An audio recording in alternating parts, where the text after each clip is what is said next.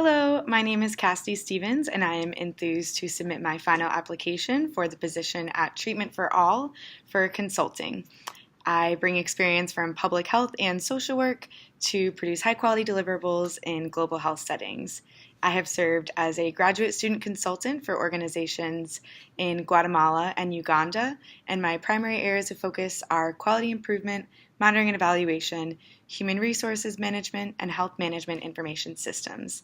I'm excited to speak with you about the deliverable that I have produced today and explore some further questions I would have for the organization moving forward. Thanks.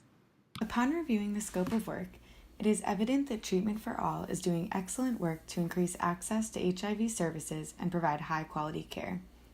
Given that TFA is documenting 44,856 medical visits per year and 129,179 non-medical pharmacy visits per year, there are certainly opportunities to strengthen TFA's existing system to streamline the workflow for the patient intake process. In order to improve the quality of service provision at the Total Life Clinic, it is important to identify potentially wasteful processes. The patient workflow outlined in Annex 1 demonstrates that there may be transport and motion-related waste in the file registration and medication retrieval process. I evaluated and sorted the processes of the patient workflow according to longest time and noticed that out of the 13 steps listed in the annex, the word wait is listed in 7 of them. The 4 steps with the longest time calculate to 4 hours and 32 minutes of waiting. In order to reduce patient wait times and improve the quality of service provision at TLC, I would propose implementing the following quality improvement tools to assess the situation further and improve efficiency. The overall aim of this process improvement tool is to create high-quality, efficient patient intake workflow that serves the needs of patients and staff, keeping in mind that service provision must meet appropriate local, international, and regional clinical standards while also addressing community-specific needs. Of the 4 categories with the longest time periods, most of the time spent waiting is during the file registration and medication retrieval process. We will know that this change is an improvement if patient wait times decrease with a specific focus on these steps of the process.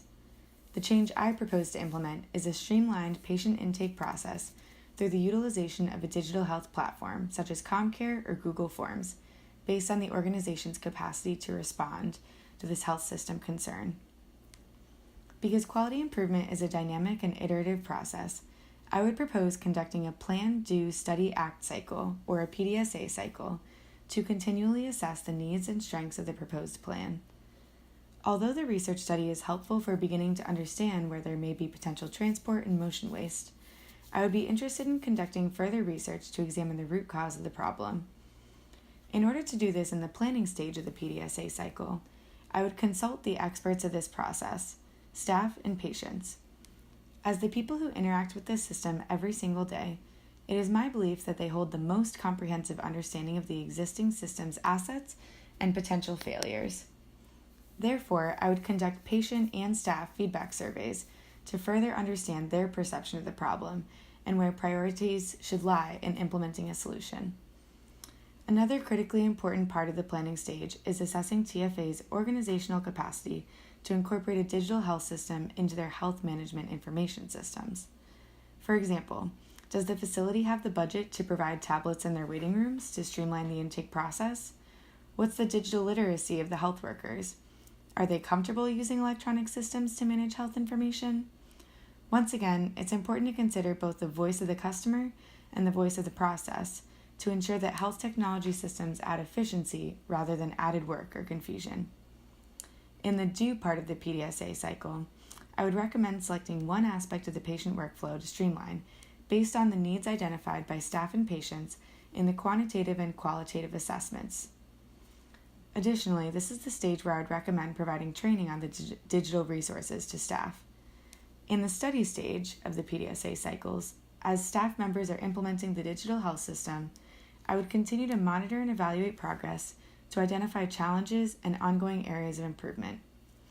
Finally, in the ACT stage, once staff members have gained experience implementing the new digital health platform and improved upon the challenges they identified earlier in the process, I would recommend developing a training manual for the new health management information system to standardize the process and also clarify best practices. This would in turn lead to the next PDSA cycle, where team members can continuously evaluate the progress of the new system and modify as needed for future programming. Digital technology platforms for health, such as CommCare and Google Forms, have the potential to create more efficient workflow processes for TLC staff. Both of these platforms offer unique opportunities to standardize and digitize aspects of the intake interaction. But I would need further input from board members, administrators, staff, and patient feedback before being able to assess which platform is most appropriate for the budget and overall objectives of TFA.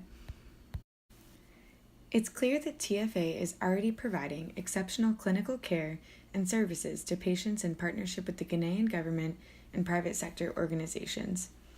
However, with the increasing caseload at TLC, it is pertinent that TFA establish safe, efficient, and high-quality processes in their medical system that improve health outcomes for patients while also improving the organization of the workflow for its 700 staff members to decrease the potential for burnout. Implementing this iterative quality improvement tool will create opportunities for ongoing feedback to reach the highest level standard of care possible. Additionally, it will minimize the amount of unnecessary paperwork and transportation throughout the facility. Implementing a digital health platform with a supplemental training manual will also enhance service provision by standardizing procedures that encourage best practices. Finally, and most importantly, this QI intervention centers the voices of patients and staff in order to enhance and improve the overall process for stakeholders in this health system. Thank you for taking the time to listen to this presentation, and thank you for providing me with the opportunity to demonstrate how my global health consulting experience can contribute to high-quality deliverables and quality improvement for your organization. Thanks.